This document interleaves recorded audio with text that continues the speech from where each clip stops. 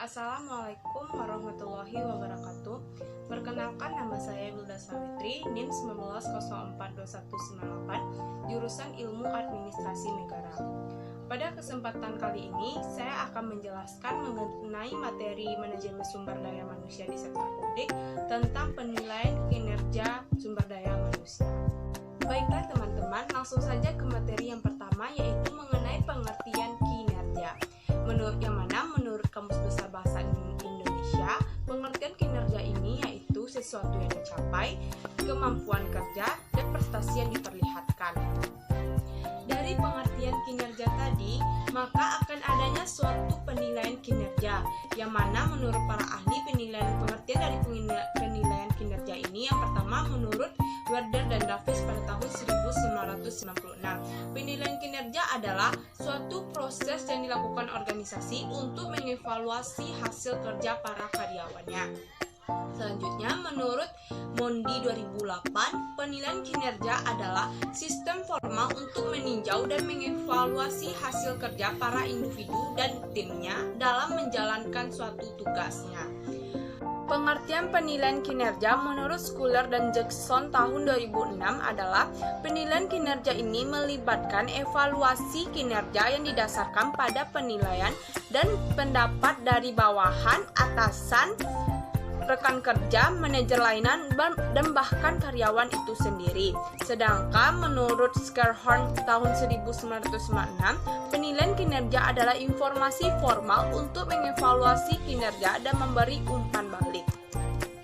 Setelah itu, adanya manfaat dari penilaian kinerja ini menurut Werder dan Davis 1996, yaitu yang pertama, untuk adanya perbaikan kinerja, penyesuaian kompensasi, penempatan karyawan, kebutuhan pelatihan dan pengembangan, perencanaan dan pengembangan karir, mendeteksi kelemahan proses staffing, dan lain-lainnya. Syarat dari penilaian kinerja adalah suatu penilaian kinerja harus mampu menggambarkan secara akurat kinerja yang tipikal dari seorang karyawan.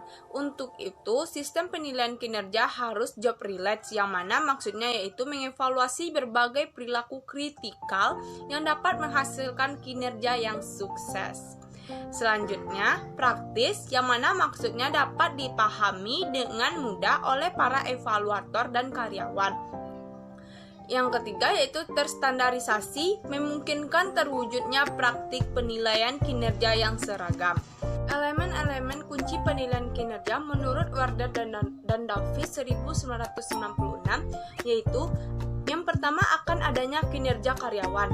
Hasil dari kinerja karyawan ini akan dinilai berupa penilaian kinerja yang diukur dari standar-standar yang terkait dengan kinerja, ukuran-ukuran kinerja, baru akan adanya penilaian kinerja dari karyawan. Penilaian kinerja ini akan adanya umpan balik dari karyawan tersebut. Umpan balik ini akan dimasukkan oleh karyawan ke arsip-arsip karyawan. Setelah itu, hasil akhirnya akan adanya keputusan-keputusan sumber daya manusia.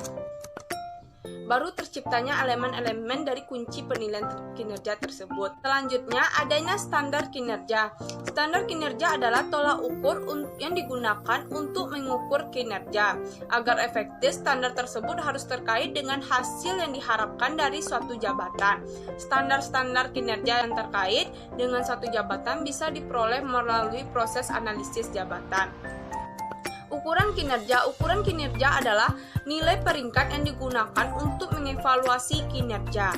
Ukuran kinerja harus mudah digunakan dan dapat diandalkan, dan mampu melaporkan perilaku-perilaku kritikal yang menentukan kinerja tersebut. Proses penilaian kinerja menurut Mondi tahun 2008 yaitu yang pertama, kita harus mengidentifikasi tujuan-tujuan spesifik penilaian kinerja. Kemudian, kita langsung menyusun kriteria-kriteria kinerja dan mengomunikasikannya kepada para karyawan.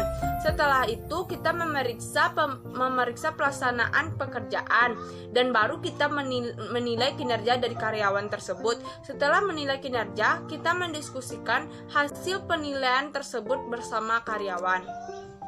Tantangan penilaian kinerja ini yaitu dalam merancang sebuah sistem penilaian kinerja yang efektif, kita perlu mempertimbangkan berbagai tantangan berikut ini. Yang pertama, kendala hukum, bias nilai, masalah lintas budaya. Beberapa syarat penilaian kinerja dan umpan balik yang bisa dipertanggungjawabkan secara hukum menurut Schuler dan Jackson tahun 2006, yaitu yang pertama, harus didasarkan pada hasil analisis jabatan, yang kedua harus standar dan formal, yang ketiga standar harus dikomunikasikan kepada karyawan sebelum periode penilaian, yang keempat data yang digunakan harus objektif dan tidak terkontaminasi, yang kelima pengukuran harus pada dimensi kerja yang spesifik, dan lain-lainnya. Metode-metode penilaian kinerja. Yang pertama yaitu adanya metode penilaian umpan balik 360 derajat, meliputi masukan evaluasi dari banyak level dalam perusahaan sebagaimana pula dari sumber-sumber eksternal. Dalam metode ini, orang-orang di sekitar karyawan yang dinilai bisa memberikan nilai, termasuk manajer senior, karyawan itu sendiri, atasan, bawahan, anggota tim, dan pelanggan internal atau eksternal. Metode skala penilaian. Menilai para karyawan berdasarkan faktor-faktor yang telah ditetapkan. Para evaluator menilai kinerja pada sebuah skala yang meliputi beberapa kategori, biasanya dalam angka 5-7 yang didefinisikan dengan kata sifat seperti luar biasa, memenuhi harapan, atau butuh perbaikan. Faktor-faktor yang dipilih untuk evaluasi biasanya ada dua macam, yaitu yang pertama yaitu faktor-faktor yang berhubungan dengan jabatan, yang kedua karakteristik pribadi. Selanjutnya yaitu metode insiden kritis, metode penilaian kinerja yang membutuhkan pemeliharaan dokumen-dokumen tertulis mengenai tindakan-tindakan karyawan yang sangat positif ataupun negatif. Ketika tindakan tersebut yang disebut insiden kritis mempengaruhi efektivitas departemen secara signifikan, secara positif ataupun negatif, manajer akan mencatatnya. Pada akhir periode penilaian kinerja, penilaian menggunakan catatan-catatan tersebut bersama dengan data-data lainnya untuk mengevaluasi kinerja karyawannya. Selanjutnya yaitu ada metode esai. Penilai menulis narasi singkat yang menggambarkan kinerja karyawan. Metode ini cenderung berfokus pada perilaku ekstrim dalam pekerjaan karyawan, alih-alih pekerjaan rutin harian. Penilaian jenis ini sangat bergantung pada kemampuan si penilai dalam menulis. Metode standar kerja membandingkan kinerja setiap karyawan dengan standar yang telah ditetapkan atau tingkat output yang diharapkan. Standar-standar yang dicerminkan output normal dari seorang karyawan rata-rata bekerja dengan kecepatan normal. Metode untuk menentukan standar kerja ini yaitu studi waktu, pengambilan sampel, dan pekerjaan. Metode distribusi dipaksakan, mengharuskan penilai untuk membagi orang-orang dalam sebuah kelompok kerja ke dalam sejumlah kategori terbatas mirip suatu distribusi frekuensi normal. Selanjutnya yaitu metode skala penilaian berjangkar keperilakuan. Metode ini berupa menggabungkan unsur-unsur skala penilaian tradisional dengan metode insiden kritis. Berbagai tingkat kinerja ditunjukkan sepanjang sebuah skala yang masing-masing dideskripsikan menurut perilaku kerja spesifik seorang karyawan. Yang terakhir yaitu metode sistem berbasis hasil.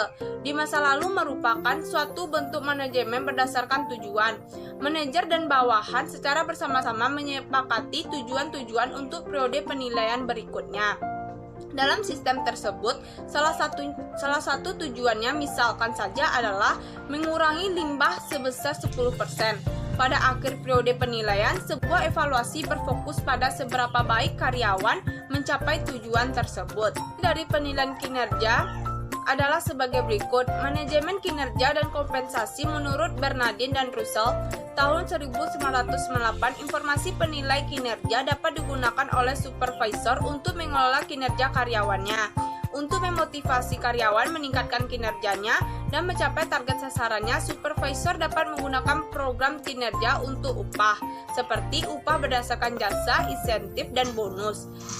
Per staf internal, informasi penilaian kinerja. Tahap pertama yaitu ada directing atau planning, tahap kedua ada managing atau support, tahap ketiga ada developing atau reward, Tahap keempat ada review atau expressing. Jadi inilah materi penilaian kinerja sumber daya manusia dari saya. Sekian, terima kasih. Assalamualaikum warahmatullahi wabarakatuh.